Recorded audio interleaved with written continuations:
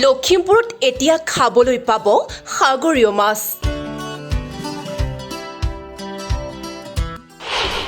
গুজৰাটৰ সাগৰৰ পৰা লখিমপুৰলৈ মাছৰ আমদানি। লখিমপুৰৰ ডিজুৰ ১ নম্বৰ ৰামপুৰত মুকলি ৰয়েল ফিছ কোল্ড ষ্টৰেজ।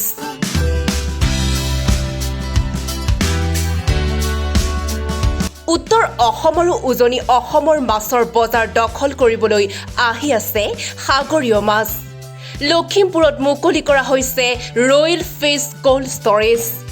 আধুনিক প্ৰযুক্তি সম্পন্ন এই কোল্ড ষ্টৰেজত সাগৰীয় মাছ স্বাস্থ্যসন্মতভাৱে দীঘলীয়াকৈ সংৰক্ষণ কৰাৰ ব্যৱস্থা কৰা হৈছে। লখিমপুৰৰ ডিজুৰ ১ নম্বৰ ৰামপুৰত নিৰ্মাণ কৰা হৈছে ৰয়েল ফিছ কোল্ড ষ্টৰেজ।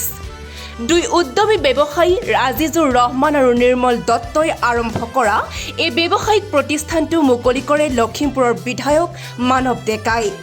শীততাপ নিয়ন্ত্ৰিত বিশেষ ব্যৱস্থাৰে ইয়াত ফ্ৰজেন মাছ সঞ্চয় কৰি ৰাষ্ট্ৰীয় মানদণ্ড বজাই থকাটোৱেই এই প্ৰতিষ্ঠানৰ মূল লক্ষ্য। এই কোল্ড ষ্টৰেজ লখিমপুৰ ধেমাজিকে ধৰি উজনি অসম আৰু চুবুৰীয়া অৰুণাচল প্ৰদেশৰ বজাৰ দখল কৰিব। ইলিছ মাছকে ধৰি বিভিন্ন প্ৰজাতিৰ সাগৰীয় মাছ কোনো কেমিকেল ব্যৱহাৰ নকৰাকৈ -ডিগ্ৰীত গুজৰাটৰ পৰা লখিমপুৰলৈ এই কোল্ড ষ্টৰেজত লৈ অনা হৈছে।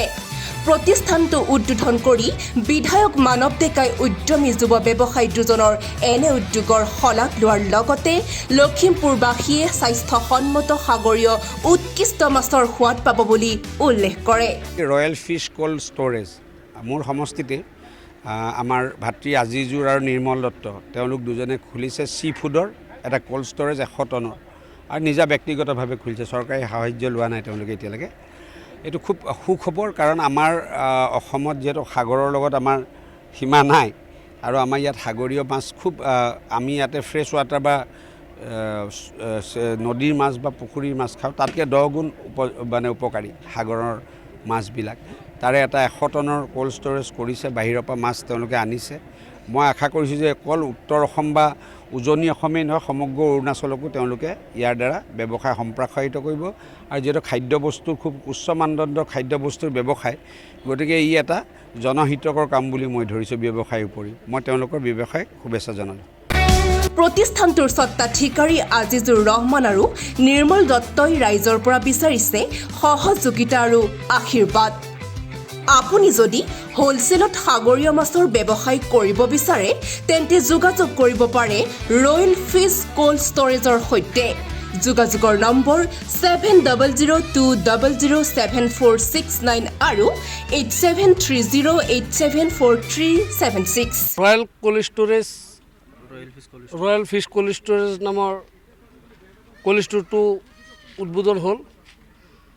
আমি চেষ্টা কৰিম আগত যে আমাৰ ইয়াত যিমান ৰাইজ আছে অসম, অৰুণাচল, নাগালেণ্ড আৰু মণিপুৰৰ, তেখেতসকলৰ যিবিলাক চাহিদাবিলাক যদি কিবা এটা পূৰণ কৰিব পাৰোঁ তেন্তে আমাৰো ভাল লাগিব। আৰু দিনে দিনে যিটো মাছৰ সমস্যা হৈছে, মানুহৰ যিটো খোৱাৰ ইচ্ছা অনুপাতে পোৱা নাই, সেইকাৰণে আমি আমাৰ লোকেল মাছ যিটো মিঠা পানীৰ মাছ আছে, মিঠা পানীৰ মাছ আমাৰ অসমৰ মানুহে ভাল পায়, কিন্তু সাগৰীয় মাছ তাতকৈ বেছি উপকাৰী, কিন্তু সেইফালে আমাৰ ধ্যানটো নাযায়, কিয়নো আমাৰ ইয়াৰ পৰা সাগৰো বহুত দূৰত আৰু এইটো আনোতেও বহুত খৰচ হয় আৰু কোল্ড ষ্ট'ৰত ৰাখিব লাগে, তাতো বহুত খৰচ। কিন্তু আমি সিদ্ধান্ত ল'লোঁ, মই আৰু আজিজুৰ ৰহমানে, যে আমাৰ অসমত এটা কোল্ড ষ্ট'ৰ যদি খোলোঁ তেন্তে আমাৰ বিজনেছৰ লগে লগে অসমৰ ৰাইজৰো এটা নতুন বস্তু সোৱাদ পাব। এই যিটো কোল্ড ষ্ট'ৰ এই আছে, ইয়াত আপোনাৰ মাছ 100% কেমিকেল ফ্ৰী। ইয়াত যেনে আমাৰ এই ৰৌ, কাতল যিবিলাক মাছ আছে তাত কিবা পাৰ্চেণ্ট কেমিকেল থাকে, কিন্তু সাগৰীয় মাছ এনেকুৱা এটা মাছ তাত মানে আপোনাৰ 0% কেমিকেল। আৰু ইয়াৰ মানে কি 0% কেমিকেল, কোনোবা ভাবিব পাৰে যে এই মাছটো তেন্তে কিয় ইমান দিন মানে থাকে। ইয়াৰ এটা ৰহস্য আছে, এই ৰহস্য হ'ল ঠাণ্ডা, মানে কোল্ড। এই মাছটো যেতিয়া সাগৰৰ পৰা ধৰে তেতিয়া ধৰাৰ পিছত ফ্ৰ'জন বনাই এইটো মানে -25 ডিগ্ৰী চেলচিয়াছত যেতিয়া 24 ঘণ্টা ৰাখে তেতিয়া এইটো ফ্ৰ'জন হৈ যায়, পাথৰৰ নিচিনা ডাঠ হৈ যায়। ডাঠ হোৱাৰ পিছত সেইটো আকৌ যদি আপোনাৰ তাৰ পৰা ওলাই -18 ডিগ্ৰী চেলচিয়াছত যদি ৰাখি দিয়ে মাছটো বহুত দিনলৈ লাষ্টিং কৰে। কিন্তু তাত কোনো কেমিকেল নাথাকে। তাৰ পাৱাৰটো হ'ল ঠাণ্ডাত যদি থাকে এইটো বহুত দিন জীয়াই থাকে আৰু মানুহৰ স্বাস্থ্যৰ কাৰণে এই মাছটো বৰ উপযোগী। News desk report, the news, Lakhimpur.